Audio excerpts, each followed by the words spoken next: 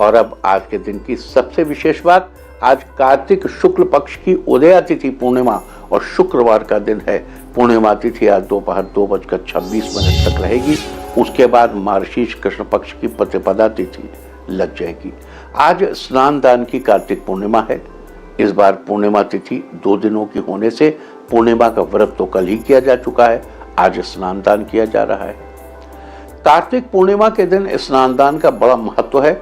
साथ ही जब कार्तिक पूर्णिमा कृत्तिका नक्षत्र से युक्त होती है तो ये महाकार्तिकी पूर्णिमा कहलाती है और शास्त्रों में इसको बड़ा ही पुण्यकारी बताया गया है। संयोग की बात यह है कि आज कार्तिक पूर्णिमा के दिन कृत्तिका नक्षत्र भी है।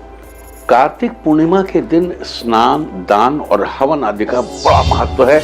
आज किसी तीर्थ स्थल पर स्नान करने से वर्ष भर तीर्थ स्थलों पर स्नान करने का फल प्राप्त होता है। साथ ही आज जो कुछ भी दान किया जाए उसका कई गुना लाभ मिलता है। वास्तव में कार्तिक मास की पूर्णिमा मनुष्य के अंदर छुपी बुराइयों को, नेगेटिविटी को, अहंकार, काम, क्रोध, लोभ और मोह को दूर करने में सहायता करती है और जीवन में पॉजिटिविटी, प्रसन्नता और पवित्रता का संचार करती है। तो ये थी चर्चा कार्तिक पूर्णिमा की। और अब बात करते हैं आज पड़ने वाले योग और नक्षत्र की। आज देर रात 3:52 तक परिघ योग रहेगा। इस योग में शत्रु के विरुद्ध किए गए कार्य में सफलता मिलती है। साथ ही आज पूरा दिन पार करके भोर 4:29 तक कृत्तिका नक्षत्र रहेगा।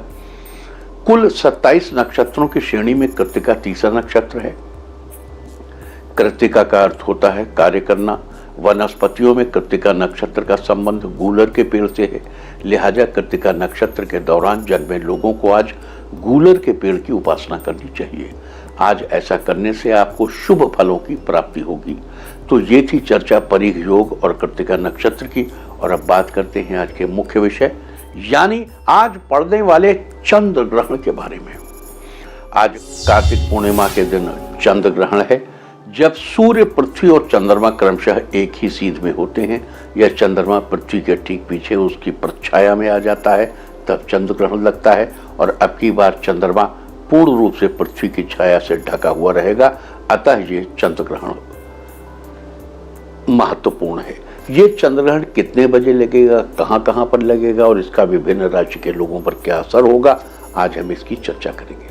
आपको बता दूं कि वृष राशि और कृत्तिका नक्षत्र पर लगने वाला ये ग्रहण ग्रस्तोदित खंडग्रास रूप में, देखो ग्रस्तोदित शब्द, ग्रस्त, उदित, खंड, ग्रास, ये सब टेक्निकल टर्म्स है।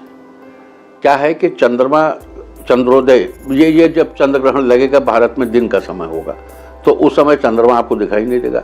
चंद्रमा ग्रस्त है, उदित है, खंडग्रास रूप में है। अरुणाचल प्रदेश के सुदूरवर्ती इलाकों में दृश्य होगा, बहुत छोटा सा, डोमिनल, बहुत अल्प समय के लिए। इसके अलावा पूरा भारतीय परिक्षेत्र ग्रहण मुक्त रहेगा। अरुणाचल प्रदेश के जिस हिस्से में यह ग्रहण दिखाई देगा वहां भी चंद्रोदय के समय ग्रहण बहुत ही कम समय के लिए दिखेगा। अब देखिए ये ग्रहण कहाँ दिखेगा, इसकी इंपॉर्टेंस है। ये ग्रहण प्रशांत महासागरीय क्षेत्र, दक्षिण अमेरिका, ऑस्ट्रेलिया, चीन, न्यूजीलैंड और हिंद महासागरीय क्षेत्र के पूर्वी इलाकों में दिखाई देगा। अब इसकी समय की जानकारी ले लीजिए। भारतीय समय अनुसार इस चंद्र ग्रहण का स्पर्श काल आज दोपहर 12:49 पर होगा। इसका मध्यकाल दोपहर 2:34 पर होगा और इसका मोक्ष शाम 4:17 पर होगा। अतः इस ग्रहण का पर्वकाल 3:28 का होगा, जबकि इसका सूतक बीती रात 3:49 से ही शुरू हो चुका है। जानकारी के लिए आपको बता दूं कि चंद्र ग्रहण का सूतक ग्रहण आरंभ होने के 9 घंटे पहले लग जाता है। ग्रहण के सूतक के दौरान कुछ विशेष बातों का ध्यान रखना चाहिए। ग्रहण के दौरान चारों तरफ नेगेटिविटी फैल जाती है, जिसका असर ग्रहण प्रभावित क्षेत्र में रह रहे लोगों पर पड़ता है। देखो, बातचीत में आगे बढ़ने के पहले 2 बातें साफ करते हैं। देखिए, जो ग्रहण जहां दिखाई देता है केवल वहीं उसका असर होता है। धार्मिक, एस्ट्रोलॉजिकल और इलेक्ट्रोमैग्नेटिक, क्योंकि 3 इलेक्ट्रोमैग्नेटिक फील्ड एक सीध में आ गई। तो जहां वो दिख रहा है वहीं उसका इंपैक्ट ज्यादा है। भारत में नहीं दिख रहा है, बहुत नॉमिनल दिख रहा है। भारत में उसका इंपैक्ट नॉमिनल है। नॉमिनल मींस नॉमिनल, कोई शोर शराबा नहीं, कोई हल्ला नहीं, कोई इससे बहुत घबराने की आवश्यकता नहीं।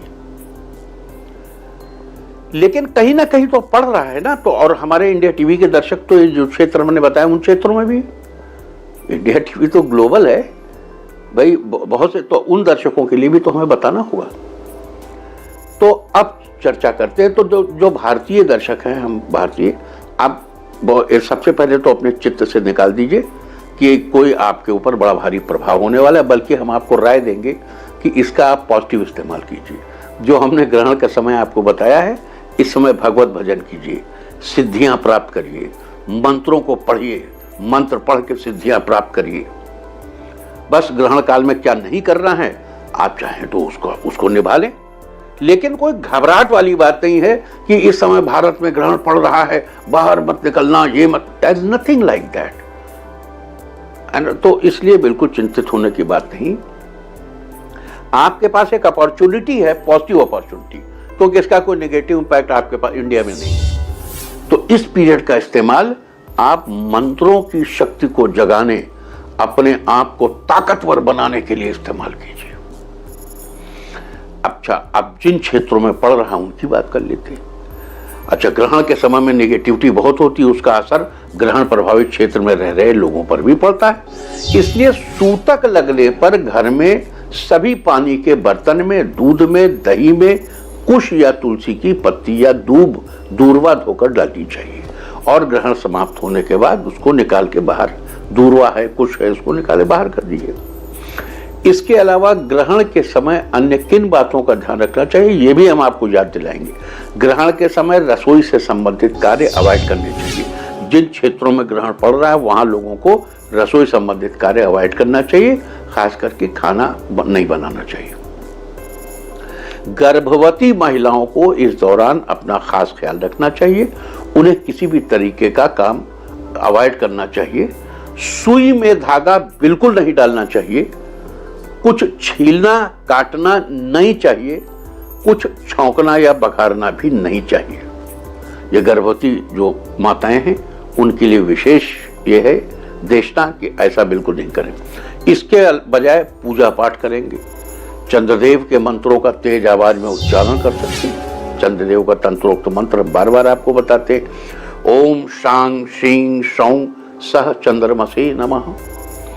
उससे वैभव पाने के लिए, विद्या पाने के लिए, माया पाने के लिए ओम ऐं ह्रीं सोमाय नमः, जो कामना हो आप इस मंत्र को पढ़िए। इसके अलावा इन मंत्रों का जाप करने से आपके आसपास नेगेटिविटी नहीं रहेगी। इसके अलावा आप अपने इष्ट देव का ध्यान कर सकते हैं। इसके अलावा आप विश्व देवों का ध्यान कर सकते हैं। आपको बता दूं, विश्व देवों में 10 देवता शामिल हैं: इंद्र, अग्नि, सोम, त्वष्टा, रुद्र, पूखा, विष्णु। कहते हैं ना, स्वस्ति न इंद्रो वृषभाः स्वस्ति पूखा विश्ववेदाः स्वस्ति नस्तार्क्ष्यो अरिष्टनेमिः स्वस्ति नो बृहस्पतिर्दधातु। वही पूखा।